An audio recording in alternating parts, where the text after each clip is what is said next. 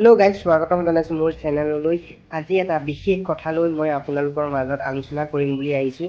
যিটো কথা মোক প্ৰায়বোৰ মানুহেই মাজে মাজে সুধি থাকে, দাদা আপুনি বাহিৰত থাকে, কি কাম কৰে আপুনি কিমান টকা পায়? যদি আমি বাহিৰত যাওঁ আপোনাৰ দৰে কাম পামনো, আপোনাৰ সমান টকা পামনো? তেওঁলোকক মই জনাব বিচাৰোঁ যে মই এটা প্ৰাইভেট ছফ্টৱেৰ কোম্পানীত কাম কৰোঁ, যাৰ নাম হ'ল standard chartered bank. 8 hours duty হয় মোৰ, 4টা ছুটি থাকে। PF ESI কাটি মেলি মোৰ পে'মেণ্ট হ'ব নাপায় বাৰু, কিন্তু তথাপিতো আপোনালোকে সুধি আছে যেতিয়া কৈছোঁ 26,000 পৰা 28,000-ৰ ভিতৰত। যদি আপোনালোকে মই কৰা কোম্পানীটোত কাম কৰিব বিচাৰে, তেতিয়াহ'লে আপোনালোকক কোৱালিফিকেশ্যন লাগিব 10 পাছ নহ'লে 12 পাছ।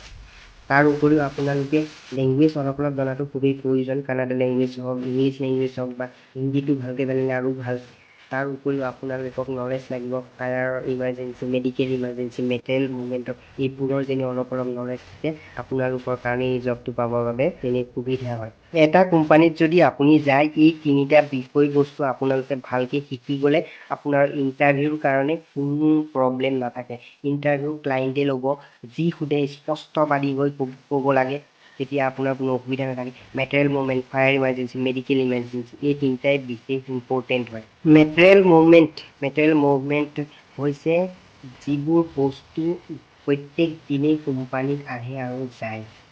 এতিয়া মেটেৰিয়েল মুভমেণ্ট বুলি ক'লে মেইনলি 2 টাইপ হয়, ইনৱাৰ্ড আউটৱাৰ্ড, আৰু তাক ডিভাইডেড কৰি বা ভাগ কৰি মেলি 4 টাইপ হৈছে: inward returnable, inward non returnable, outward returnable, outward non returnable. Inward returnable বুলি ক'লে যিবোৰ বস্তু কোম্পানীত আহি আকৌ ৰিটাৰ্ণ যায়, সেইবোৰ হ'ল ইনৱাৰ্ড ৰিটাৰ্ণেবল, মানে যিবোৰ ডেমোৰ কাৰণে আহে, কেমেৰা বগেৰা সেইবোৰ। আৰু যিবোৰ ইনৱাৰ্ড নন ৰিটাৰ্ণেবল বুলি ক'লে যিবোৰ বস্তু কোম্পানীত আহি আকৌ ৰিটাৰ্ণ নাযায়, যিবোৰ পেণ্টি বস্তু, বিস্কুট, চাহ, চেনি, পেপাৰ কাপছ, এইবোৰ ৰিটাৰ্ণ নাযায়, এইবোৰ inward non returnable.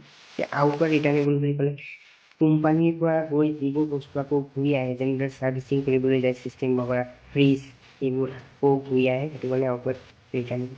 Outward non ৰিটাৰ্ণেবল বুলি ক'লে যিবোৰ বেগ, লেপটপ এইবিলাক এবাৰ গ'লে আকৌ ঘূৰি নাহে, সেইটো হৈছে আউটৱাৰ্ড নন ৰিটাৰ্ণেবল।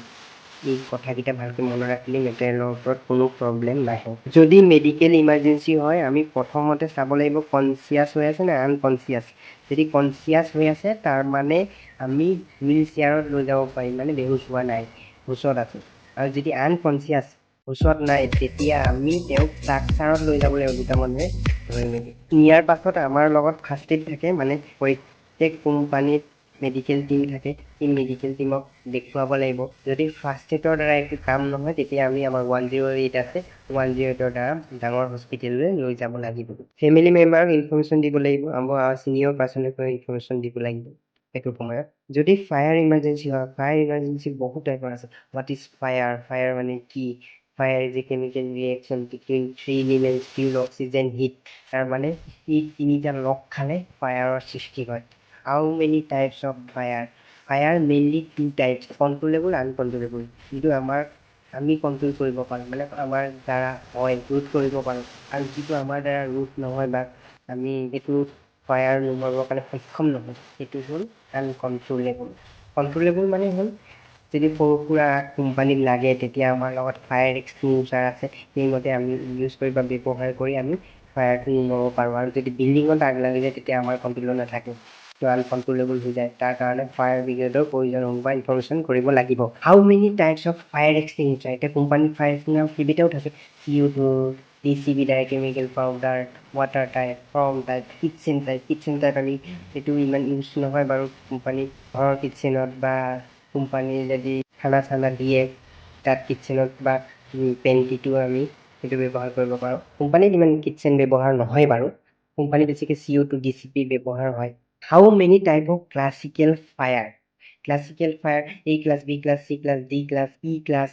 ই মানে চলিড ফায়াৰ, কাঠ চাঠ ক'ৰবাত তেনে জুই লাগে, সেইটো কাৰণে ব্যৱহাৰ কৰিব পাৰোঁ। B liquid fire, gas, diesel, petrol. Electrical fire মানে ৱাৰ বনালে যদি কিবা আচাৰ নুমাব পৰা যায়। এতিয়া মেইন ইম্পৰ্টেণ্ট কথা হ'ল যদি কোম্পানীটোত ফায়াৰ হয়, আমি কিদৰে গম পাম, কেনেকৈ আমি সেইটো বস্তুটো ছল্ভ কৰিব পাৰিম? যদি কোম্পানীত ফায়াৰ হয়, তেতিয়া আমি তাৰ প্ৰত্যেক ৰিচিপশ্যন পেনাল বৰ্ড ৰখা আছে, সেই পেনাল বৰ্ডত আমি লোকেশ্যনটো অবজাৰ্ভ কৰিব পাৰিম বা চাব পাৰিম এইটো লোকেশ্যনতে হৈছে বুলি।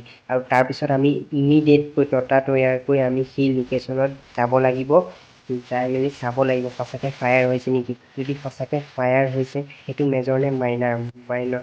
মাইনাৰ মানে যদি আমাৰ কণ্ট্ৰলত আছে আমি ফায়াৰ এক্সটিংগুইশ্বাৰ ব্যৱহাৰ কৰি আমি সেই আগ বন্ধ কৰিব পাৰি, তেতিয়া আমি সেইটো ৰোধ কৰিবলৈ চেষ্টা কৰিব লাগে। আৰু যদি আমাৰ কণ্ট্ৰলত নাথাকে তেতিয়া ফায়াৰ ব্ৰিগেডক ইনফৰ্মেশ্যন কৰাব লাগিব ইমিডিয়েট। আৰু এটা কথা, ফায়াৰ এক্সটিংগুইশ্বাৰ ব্যৱহাৰ কৰাও বহুত প্ৰক্ৰিয়া আছে। যদি আপুনি এতিয়া ছিষ্টেমত ফায়াৰ লাগি যায় আপুনি সেইটোত CO2 ব্যৱহাৰ কৰিব লাগে। যদি আপুনি এটা ডিছবি ব্যৱহাৰ কৰি দিয়ে তেতিয়া আপোনাৰ ছিষ্টেমটো খাৰাপ হোৱাৰ সম্ভাৱনা থাকে। এই বস্তুবোৰ যদি আপুনি অলপ থুলমূলকৈ জানে তেতিয়া আপুনিও ভাল পে'মেণ্ট পাবলৈ সক্ষম জৰুৰ হ'ব।